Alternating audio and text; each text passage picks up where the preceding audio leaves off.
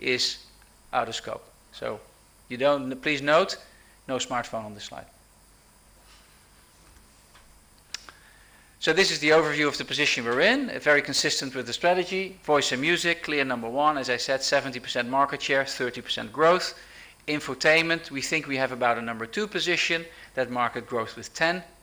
Indoors location is nascent, but potentially huge growth opportunity.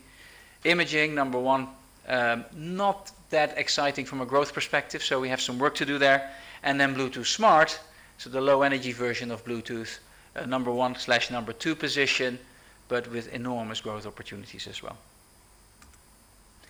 Some results, so what has happened, we've been on this bandwagon now for a number of years. You can see on this slide, on the top is the margin we get in our ongoing core business, where we have these platforms, and you can see those margins are between 55 and 60%, where our component business in handsets, that we are actually not investing in and winding down, has a 35% gross margin. So as the component business goes down and the platform business grows, the company gross margin goes up, and that drives the profitability. This is the core business. As you can tell here, in Q4 11 it was about $500 million.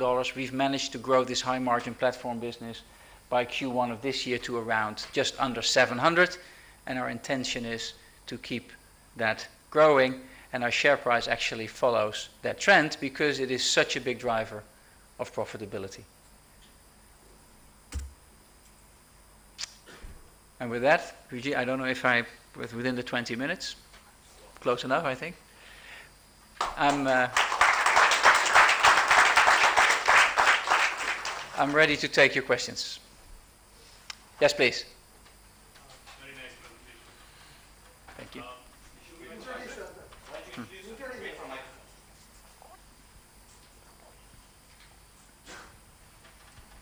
Hi, I'm Ganesh Devraj. I'm from Soliton Technologies. You mentioned that imaging was not so exciting in terms of growth. Could you share some more thoughts on that?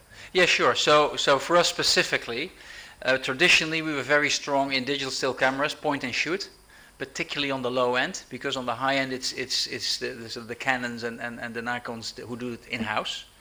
And that market is being cannibalized at the moment by smartphones. Now the opportunity, because that is digital still point and shoot lower end, that is not a growth market, actually it's shrinking quite rapidly. The opportunity, however, is on the video side, which is a very similar, we have a lot of IP there as well, but traditionally our roadmap was pointing at digital still cameras. So the opportunities in video, things like action cameras, security cameras, there's a lot of opportunity in automotive, drive recorders. I don't know if they're already popular in India. They should be, I think, looking at the traffic here. But they are definitely on the way up in China and also in the United States for insurance purposes. So that's where we have an opportunity. So on the imaging side, back to the strategy, it ticks the leadership box, it ticks the platform box, it doesn't tick the growth box, but we think we have a path to get there.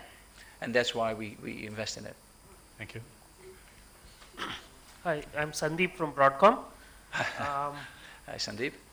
In the automotive industry, do you see the smartphone kind of eating into that market share? Because I can envisage that it is likely to become just a simple display unit and everything gets, transmitted from your smartphone. It's a very interesting point you're making, and it's a big live debate. Now, my personal answer is that yes, some of the functionality that you have on your smartphone will be borrowed or utilized or leveraged into the infotainment. But at the same time, many of the functions that you have in your car cannot be dependent on sort of a device that you might leave at home. So for instance, it's great to use you can use your smartphone with all these capabilities for hands-free calling. But at the same time, if somebody else brings a different phone that isn't as smart, or you're forgetting it and you want to still make that phone call using but many of these cars have their own SIM now. So you need redundancy. So, and that's why my our view of the world is that the smartphone and the car is actually starting to behave much more and more like a smartphone. It's got Bluetooth, it's got Wi-Fi, it's got GPS, it's got processing power, it can render images, you can put the maps on there. At the end of the day, if you have a GPS system in your car, you will want a head unit with a screen and a map, even if you can click your smartphone in something adjacent as well, because for the simple fact that you cannot depend on the thing. It might break down, you might forget it, what have you. So I think it is a matter of optimizing the two platforms so that the car and the smartphone seamlessly interact. And I think we had a demo there showcasing some of that functionality before we started this.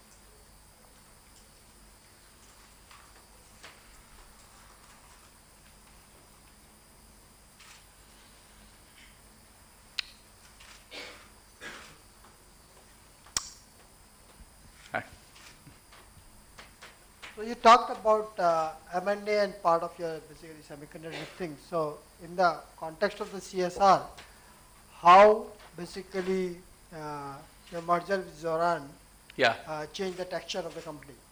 Yeah, so if you look at the CSR story, as I mentioned, I joined about 5 years ago, and when I joined, CSR was an extraordinarily successful Bluetooth company, but Bluetooth only. So we set out on this journey to diversify both the technology but also the markets we were in. We were selling 70-80% of our chips in handsets, and actually at the time Nokia was very, very important, and it was within that it was Nokia. So we were looking for companies to add to our technology with, but also to the different segments. The first one was Surf, where it gave us location. And then the second one was Zoran. Now Zoran basically brought two things to the table. One is imaging and video technology, which is highly relevant not just for cameras and printers, but also, for instance, for automotive infotainment. If you want to render your map or you want to stream video to the kids in the back seat, all that stuff. So for our automotive platform, very important. The other thing, which is far less known, is that the Zoran, the company, which was, as you know them well, I'm sure, been around for a long time, has a very competent and well-respected SoC integration center in Haifa. And my position was at the time to my board when we talked about this acquisition that if you want to be a platform company, you better know how to actually integrate IP on a platform. And that's one of the skills that these guys have. So that is, and then of course it took us in other areas like cameras and printers.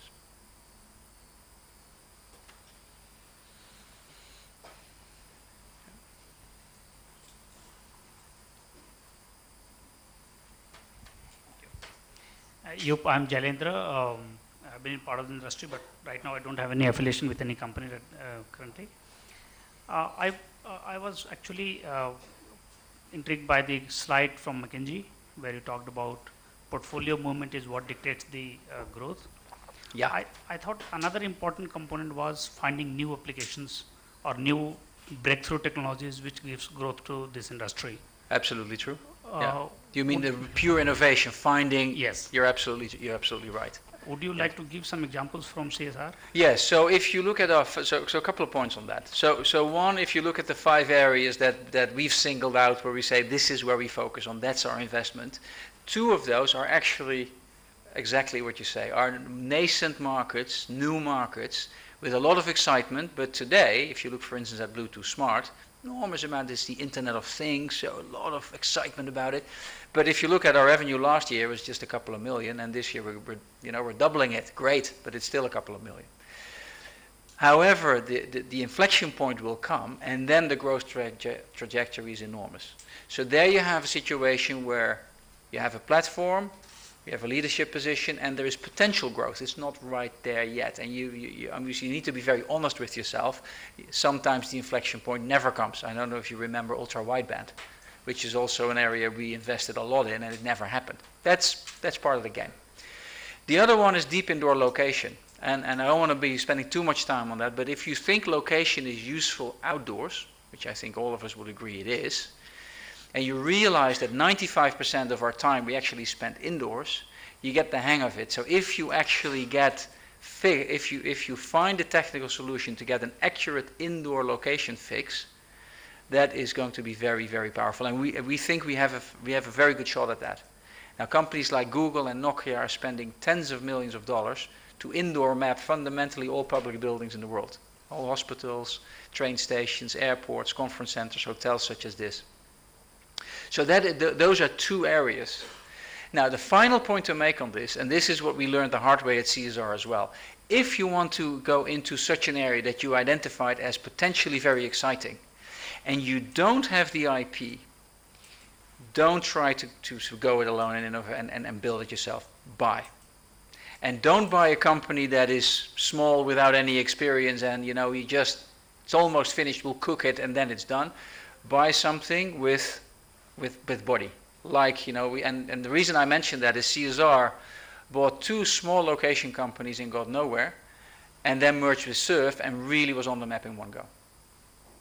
So, very important to find these new innovative areas. Look very carefully. If you have the IP, you're good. If you don't, think about M&A. Thanks a lot.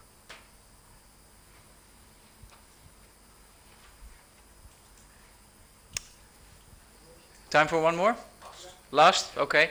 Okay. Just if there's also you could share some thoughts about how long this portfolio momentum actually lasts.